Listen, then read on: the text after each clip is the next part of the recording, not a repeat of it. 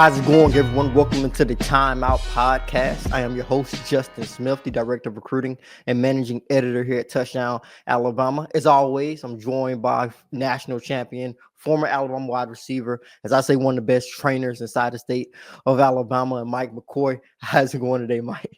Man, it's going good, man. I'm blessed and highly favored. No complaints, brother. And as always, I'm excited to have you on to dive into a couple of different topics. And of course, a lot of times on this show, we talk about Nick Saban and Kalen DeBoer. And this episode is actually not going to be too much different from that. One topic that I wanted to discuss with you is when you look at the Crimson Tide's 2024 football season. Now, I said this to a lot of different people. Alabama and Kalen DeBoer technically won all of the games that were hyped up, the games that everybody was looking forward to, the games that ESPN hyped up. When you go back to the Georgia game at the beginning of the season, everybody wanted to see Alabama and Kalen DeBoer take on Kirby Smart in Georgia for the first time. As the season went on, the LSU game, people were calling it basically a playoff game for both teams, saying whoever wins, their playoff hope stays alive. Whoever loses, it's over with. They're not going into the playoff. And then as the season went on, the Crimson Tide did beat LSU. They went up against Auburn, and when they were going into the Auburn game, there was a slim chance at that particular point in time that Alabama still could make the playoff if they win out. And then you heard all the Auburn talk, all the talk about the Iron Bowl. The game is hyped up every year because of just how heated of a rivalry it is, and Alabama defeats Auburn. So they basically won all of the games that a lot of people talked about, but it was those sneaky games, those trap games, as people call them, Vanderbilt, Oklahoma, and Tennessee. I think Tennessee was getting talked about because it is a rivalry, and Tennessee was a respected opponent, but the Crimson Tide were the favorite heading Yeah. into that matchup. So with you being a former player, what does it take, and what does Kalen DeBoer and his staff need to do to make sure that the Crimson Tide win the games that they are supposed to win? Because those that technically seem to be the problem. Much as a player, none of the coaches actually play. You know what I'm saying? Like Nick Saban ain't putting on no helmet. He's not out there making a tackle. He's not catching a pass. But one thing I can say, that old man held everybody to a certain standard. And that old man made sure that you did the little things right. It's too much going on, man. Anytime you have a starting linebacker, your middle linebacker, come out and say, yeah, man, we were kind of complacent, so hey, it is what it is. Man, it's gonna be a misunderstanding. It should have been a misunderstanding in that locker room. I mean, and I could be completely wrong, but I think I read somewhere where was it Lawson who said, yeah, we weren't Yeah. prepared, we weren't going as hard. Yeah, basically he said that he kind of. I'll get the quote so we can make sure that the quote is correct. But basically, Alabama, like I said, Alabama linebacker Deontay Lawson basically revealed that practice habits led to that Vanderbilt loss a little bit. He felt like they were not as locked in that week compared to the week before when they defeated Georgia. I'm gonna say this. I know I got a lot of some folks be out there. Man, look at Mike's stat. I was 3 year starter. Call it what you want. Argue with the wall. But I'm gonna tell you this. Kiss my ass. You my middle linebacker. You're supposed to literally embody your coordinator. It's too much playing. It's too much shiny stuff. It's too many shiny objects in front of them. You got guys on the in the game wearing jewelry. I remember even so much so, Coach Saban. You go back and watch Derrick Henry when he used to have them dreadlocks. Eddie Lacy. Coach Saban used to make these boys wrap them up so they can see their license plate. It was certain standards across the board. And like I keep reiterating, these coaches don't realize that they got the upper hand. So I'm gonna ask you something, Justin. Did you ask your wife's dad for her hand in marriage? Yes, sir. So prime example. If I'm the head coach, I still got the upper hand because these GMs, they coming to talk to me. They gonna want to know the type of practice player you are. Are you a good locker room guy? They may even goddamn talk to the lunch lady to see, are you gonna say good morning when you come in and interact? So the coaches really hold the cards. And for a lot of these boys, lackadaisical, nah. Times have changed, I'm not gonna say, but again, The world is being ran by losers and people who are being picked last. You got folks that are making laws for these boys. You don't do tour days anymore. You don't do a lot of these things. Now, don't get me wrong. These kids are extremely talented, bro. Extremely talented.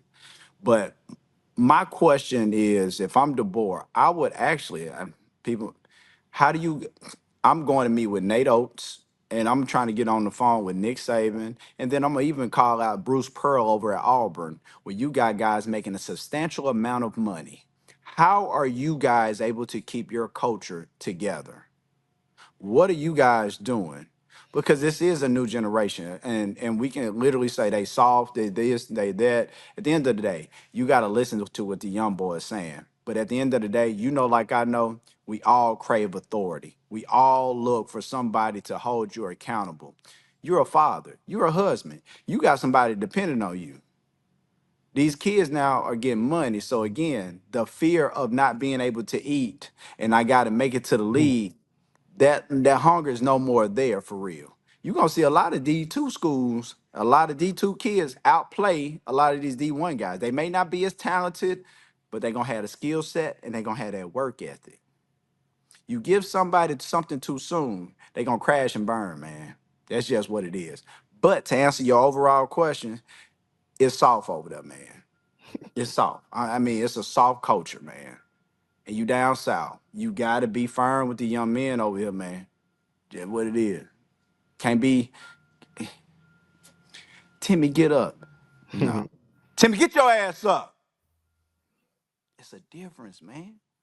And these coaches, again, they got the phone just like these kids do. Cause soon as something go wrong, what the kid do? They run to Twitter.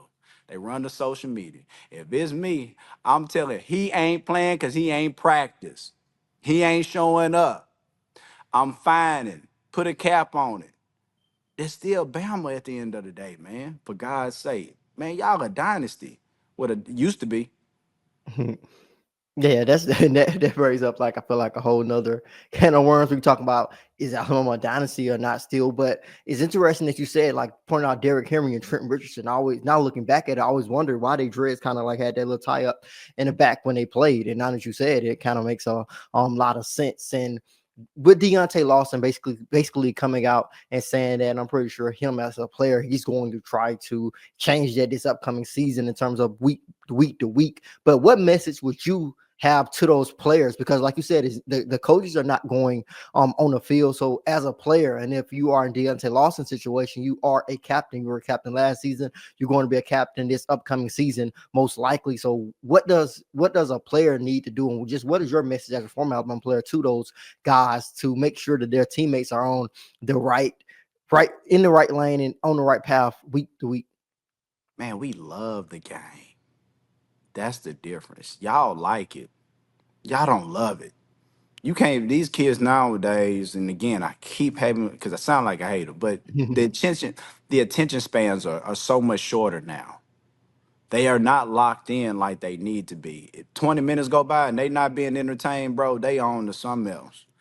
Um, I got a saying for that, but you know, I don't want to ruffle no feathers. I don't want to get you canceled. But the thing is, man, I think they are. It's attention to detail. One thing and I'm going back to Coach Saban is, bro, if your shirt tail was tucked and wasn't tucked in, it's gonna be a problem. Them white socks ain't pulled up to right up under them calves. It's gonna be a problem. Like how you do small things, or that's what's gonna lead you to great things. But if I'm Lawson, bro, you a leader. The success of this team is gonna be dependent on you, bro.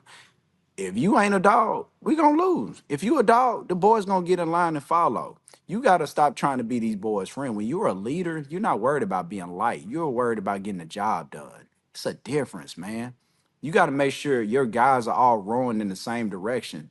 And these boys get butt hurt too quickly. You'll never see a kid getting yelled at for doing something the right way. You know what I'm saying? Like Yeah, for sure. you have a blown coverage. It's you. You get one, my bad. The second time, coach, get his ass out. He's not focused. He's not locked in. He don't want to be here. You run a couple base defenses. You know what you're supposed to do. F around and F around. The number two guy gonna take your job, and he ain't giving it up. But one thing I think has to happen, and I just had an epiphany. One thing they're gonna have to do, bro. Um, they can't have no starters. If I'm a head coach nowadays, these boys competing every week for the starting job. That's how Coach Saban kept our receiving room running. You couldn't have no off day. You better. You gonna be begging Jeff Allen not to put that black jersey in your locker room, in your locker, because you knew, hey man, number two and number three just as good, man. They just need an opportunity, and they nipping at the bits. You know what I'm saying? Yeah. So, like, again, if he don't bite as a puppy, he ain't gonna bite as a dog, man. Yeah, now that you said that, I think that actually is something that I even thought about in terms of the transfer portal. I think you kind of like what you said. I think you kind of need that type of approach to your team now because a lot of guys probably majority probably are transferring because of playing time and playing opportunities. You had a former Alabama linebacker and Justin Okonkwo who basically said that Deontay Lawson was coming back, Justin Jefferson was coming back. With those veteran guys coming back, he doesn't see an opportunity for him to get on the football field. He wasn't the only linebacker to leave. Of course, Jeremiah Alexander felt it was best for him to hit the portal. Sterling Dixon felt it was best for him to hit the portal. And so if you have that type of approach where they feel like, yo, I got an opportunity to play every week that could help with the transfer portal and NIL with this just changing landscape, but that we just trying, I guess, get hold of at this particular point in time.